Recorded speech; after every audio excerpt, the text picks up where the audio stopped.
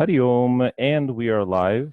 Hey everyone, this is Simon, and joining me today is Nadia, who will be assisting me in writing out the meanings of the verses by Parashara. Now, many of you who are Vedic astrologers or interested in Vedic astrology have probably heard of the foundational text of Vedic astrology called Brihat Parashara Hora Shastra.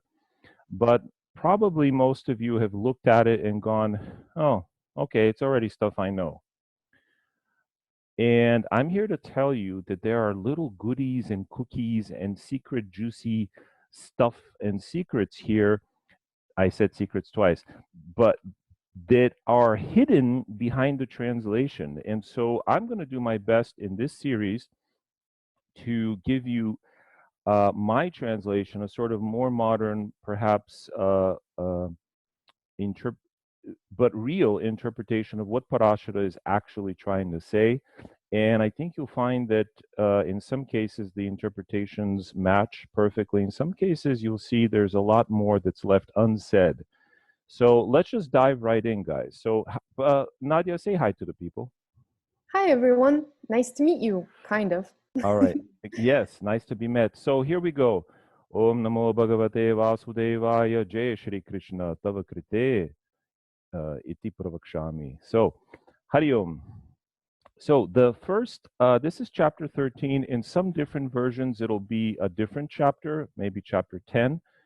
But it's the judgment of the houses chapter. So we're going to start with this to get an idea of what it's about. So here we go. Arishtam tat prabhangancha shrutam tvatto mayamune kasmad bhavat phalam kim kim vicharyam iti mevada.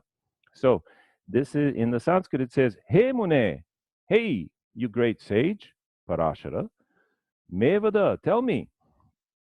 Tell me what? Kasmad bhavat phalam. What is the phala, the fruit of each of the houses? You've already told me about Arishtam and Tatprabhangam cha. You've already told me about the evils and the antidotes, but let's talk about the houses. So this is the introductory verse. By the way, why are we studying Parashara? Just a quick tangent.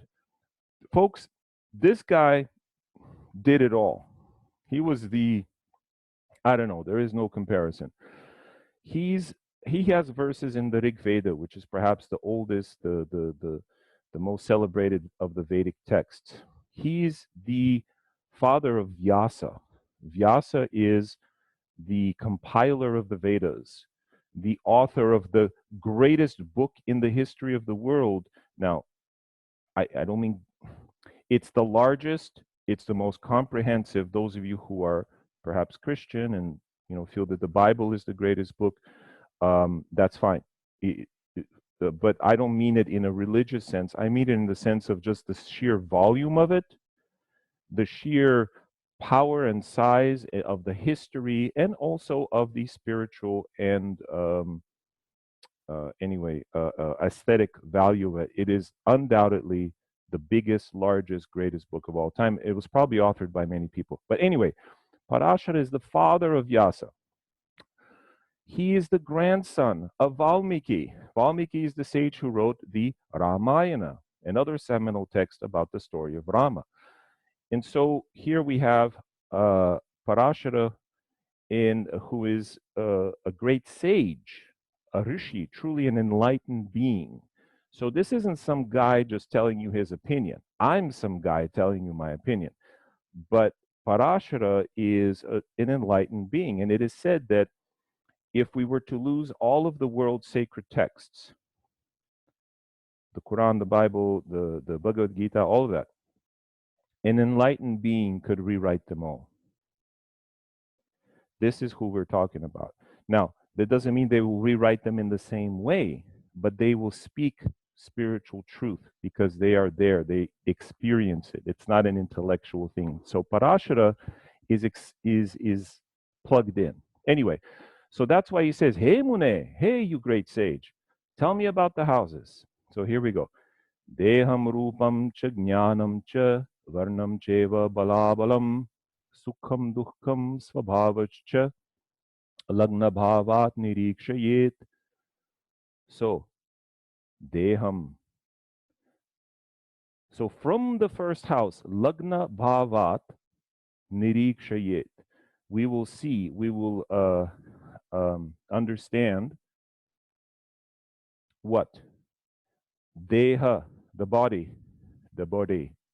lying over the floor, the body. Then rupa.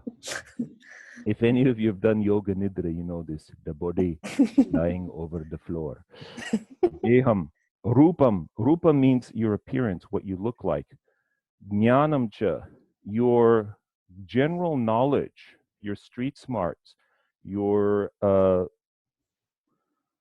intellect, but in a more general way. Varnam.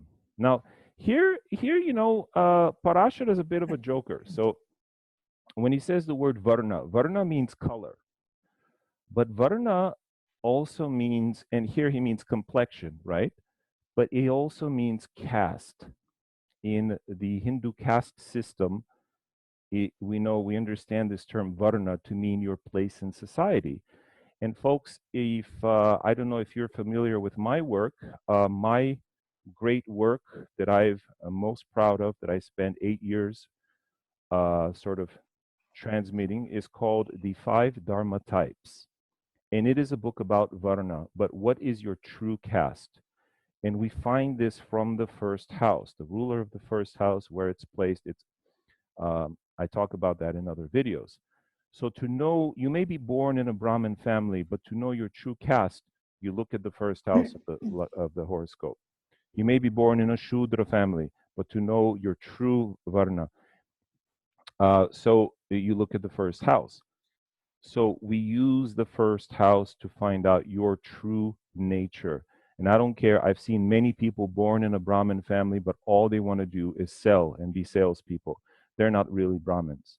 I've also seen people born in outcasts, outside families. They're really Brahmins. So, folks, in these days, in the Kali Yuga, in our age, your Varna is not determined by the family you're born into. I hate to break it to you, but it's true. It is determined and shown in your horoscope, your true caste, your true Varna, who you are. So Parashara intimates this. He doesn't quite say it outright. He says Varna, which can also mean complexion. Then Balabalam, your strength and weakness, or vigor and weakness. Sukham dukham svabhavascha. Ooh, he's a bit of a joker here. So Parashara gives us his first pun. So the pun is, yes, sukham and dukham, happiness. If you have a strong lagna, strong first house, it's your ability to extract goodness and happiness from the world, regardless of how rich or poor you are. And dukkha, if you have a weak first house, you're going to have a hard time extracting happiness from the world, whether you have millions or nothing. Okay, if you have a weak lagna. But here's the pun: svabhava. Svabhava means your innate nature. But the first house is svabhava. So it's like saying you can know your nature by looking at nature. You get Yes. it? He's Yeah. being a funny guy. So you can know your svabhava by looking at the svabhava, the bhava, the house of the self, the first house. Cute. He's Right? being cute. He's being cute, and he goes on. He's got some spice to him. So lagna bhavat nirikshayet. These are understood. So the first word in all of these is important. And the first word he uses for the first house is deha. Deha means the body. Is it deha or deham? Deham, but it's deha. Deha, deham. Same thing. Deham means the body, the accusative. All right. So, all right. So the second house, here we go. Dhanadhanyam kutumbanscha mrityujalam amitrakam dhaturatnadikam sarvam dhanasthanat nirikshayet. So what's the first word he uses for the second house? Dhana. Dhana means wealth. Dhana dhanyam. Dhana dhanya is wealth and grains. This is what you pray to Lakshmi for. She is the goddess of Dhana dhanya, right? Dhanya is also a term for coriander, for all different kinds of foods, but in general it means having your larder full of food. Dhana dhanya. Kutumbanscha. And family. Kutumba. Those who are your poshakas, those who are your, who nourish you. So when you're a baby, it's your mama. When you're, you know, a little bit older, it's different people, but those whom you consider family. Then Mrityu Jala. Oh, this is interesting. Mrityu Jala, Amitrakam. This is completely, this phrase, Mrityu Jala, is completely missing from the translation. Mrityu is death. Jala is a web or a net. And in fact, it's used for the internet. So there are terms for, what's the term for a blog post? It's Jala, Jala something. I forget it. But the word Jala means net, and it has a modern use as well. So the web of death. So, folks, the second house is a Maraka house, and this is what he means directly. How do we know this for sure? Because in later chapters, Parashara talks in the chapters on the dashas, the periods. He's adamant that if you're running a period of a planet that is in the second house or the seventh, you have to take extra special care. Why? Because they are mrityu jala. They are death. They ensnare you in the web of death. So you have to be careful. Okay. Then amitrakam, those who are not your friends.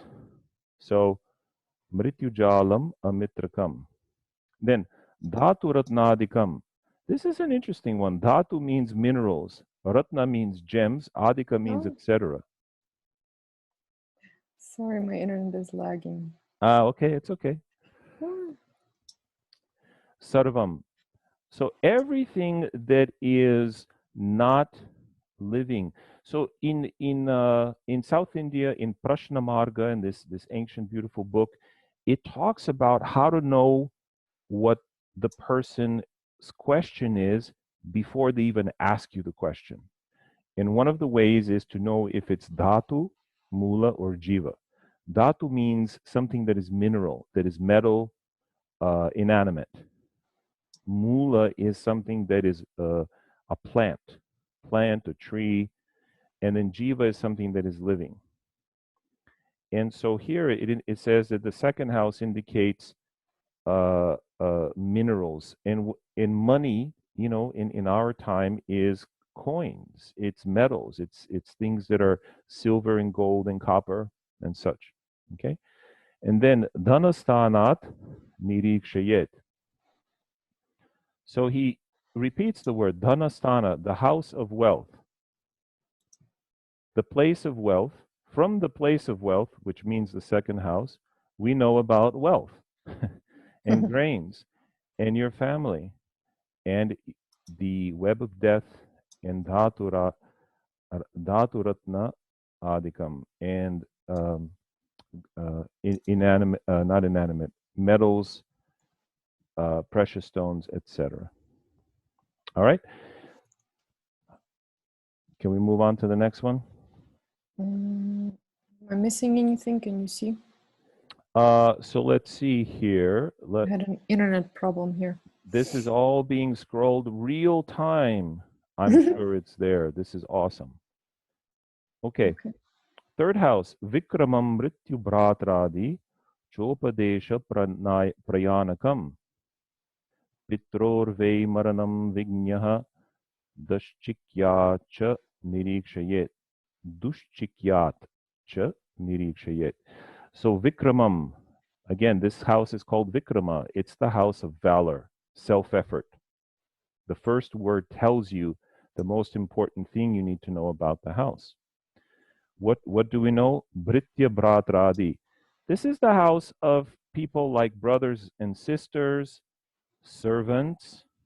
Oh, I thought sixth house was servants. Well, Parashara says all people that can't be otherwise classified, that they're close to you all the time, like servants, like a wet nurse, people like that, they are third house. And then Upadesha. Upadesha is instruction. It's like it's things you learn in secondary school, things you learn in sort of before you enter college. Preparation, upadesha, literally means showing you the way, things that prepare you for higher studies. Nice. And then prayanakam. Prayana means travel, but it's the type of travel that we're going to contrast with the ninth house that is sort of ordinary travel. So right now, just put down ordinary travel. What's the Sanskrit word? Or Prayana. Prayana. I don't have diacritics, unfortunately. No problem. Pitroho vai maranam. Death of the parents. Why? Because it's the 12th house to the 4th. Vignaha, the wise person. This is an interesting term. Dushchikyat. From this house of suffering should be known. So he calls this house Dushchikya. Oops. Dushchikya, which is a dusthana. From this difficult house. And again, you're going to miss some of this in the translation. But, okay, moving on to the 4th. Here we go. Vahananya. Are we ready? Okay. Vahanani ata bandhushcha matrisaukyadikanyapi niddikshetram griham chapi chaturtat parichintayet. This is interesting. Vahanani, vehicles. The first word he uses for the 4th. Wow, that blows my mind. Not mother, not right. Then vehicles. Say it again in Sanskrit. Vahanani.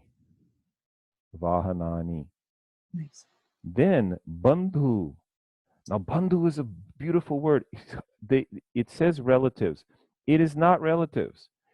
Bandhu comes from the word bandha, which means to bind. Our word, English, to bind, is directly from this Sanskrit word, which is the root bad, badnati, which means to bind. So these are people that you have a bond with, whether they're your blood relatives or not. Literally in English, we say, yo, me and my homie are tight. we tight, right? When you're tight with someone, you're bound to them. This is a bandhu. So there could be a brother from another mother, a sister from another mister. It's any type of bandhu. Okay? So, and this word is very important. So, matrisaukyadikanyapi, mother, happiness, etc. So he assumes that you already know some of the standard stuff. It could also mean the happiness of the mother. So in general, the state of the mother. Then nidhi, buried treasure. Why? Because it's the lowest part of the horoscope. When you do a prashna for where is my wallet and something is in the 4th house, you can bet it's going to be in the cellar, under something, right? Low on the ground. So this is nidhi, treasure. Kshetra. Kshetra is land, a field. Griha, the house. Chapi. Chaturtat, from the 4th house. Parichintayet, this can be understood. This can be known. Kshetra was land? Land, home, and treasure. All right? All right, 5th house. Yantra mantrau tatha vidyam buddheshchaiva prabandhakam putrarajapabhramshadin pashyet pashyet putralayad buddha. So Buddha, the smart, he's being smart again here. Parashara is sneaking in some puns, but let's start with it. Yantra mantra. This is the house primarily of yantra and mantra, and they translate it as amulets and sacred spells. Well, folks, it has nothing to do with amulets and sacred spells, at least in the modern sense. A mantra is a word of wisdom. So a mantrin or a mantri is the word for a person who speaks words of wisdom. And in fact, the word for prime minister is pradhana mantri, the prime minister. So a mantra is good counsel. So this is the house of a counselor, a consultant. Yantra means machine. It refers to specifically the Shri Yantra and the yantras used in Tantra for obtaining special knowledge and power in this world. Now, how do we obtain special knowledge and power in the Kali Yuga in 2020? Well, what is the yantra we use? We use a computer. We study.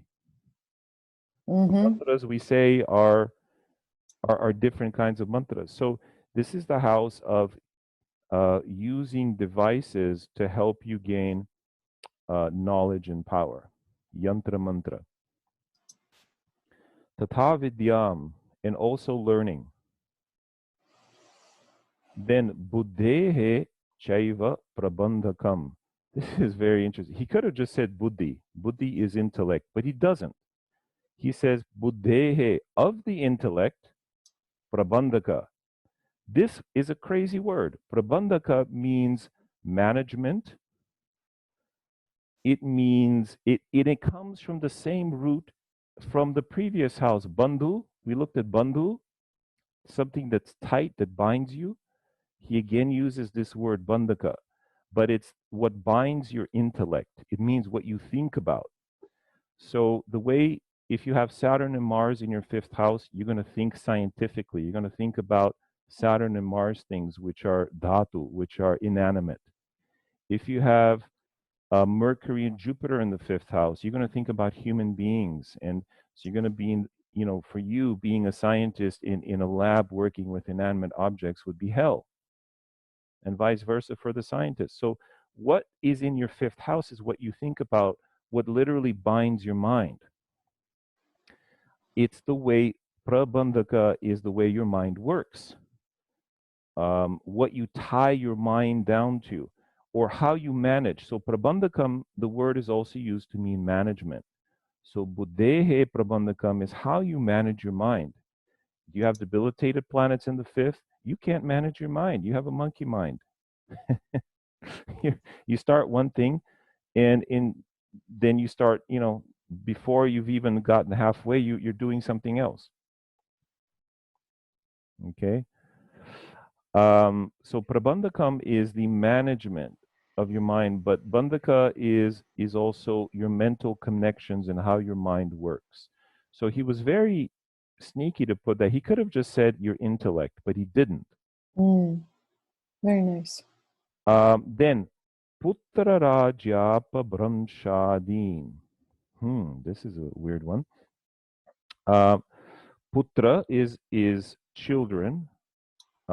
Then Raja Apabranshadi, the fall from a kingdom. Why? Because this is the 8th house from the 10th.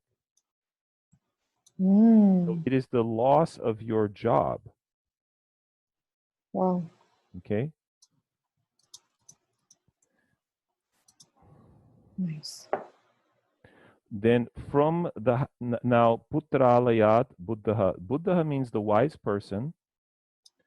From the house of children should see yantra mantra. So he's still calling it the house of children, but what is he saying is its primary function? Yantra mantra. Mhm. How we use the machines and the tools and instruments. This is what makes us Homo sapiens sapiens, the rulers, if you will, of this world. Our ability to use yantra, tools, and our ability to speak, mantra. The Mhm. fifth house is what separates human beings from all other species. Okay? So, and here he talks about this weird word, prabandhakam, management, and it does not mean just management. It means buddhehe, management of the mind. Okay. All right, let's do one more here, and then we'll take a pause halfway. Okay. Mhm. Matulanta kashankanam shatrunshchaiva vranadikan sapatni mataram chapi shashtabhava nirikshayet. I'm laughing because I'll tell you in a second here why I'm laughing, because he's a funny guy again, this Parashara. He's having fun. Okay, this is the Matula. Matula is maternal uncle. Then Antaka Shankanam, the fear of death, basically. Now, this says fear of death of the maternal uncle. Who thinks of that? Nobody. Gosh, I wonder if my mom's brother is okay. Who walks around thinking that? Nobody. It's the thing is, in Sanskrit there are no commas. So if there were commas, Parashara would put matula, comma, matula, comma, maternal uncle, then antaka shanka. Shanka is having doubts, meaning having worries, fear, anxieties. What about death? The Mhm. sixth house is anxiety about death and maternal uncle. And then shatrun, enemies. Then vranadikam, all kinds of wounds, cuts, bruises, scrapes. Here it says abscesses, ulcers. And what else? It is the house of enemies. And what else? Sapatni mataram, the stepmother. Now, Dun, dun, dun. he's a joker because there's no reason the sixth house should be the mother of your wife. Your wife is the seventh house. Her mother should be the fourth from the seventh. Nope. He says because this is the house of enemies, it's also the house of your stepmother, because no matter how good you are, you'll never be good enough. Wow. Cute, huh? Now, he doesn't actually say that, but I'm interpreting. Okay, Shashtabhava Nirikshe. This should be known from the sixth house. All right, so we'll take a little break here and we'll continue in a bit.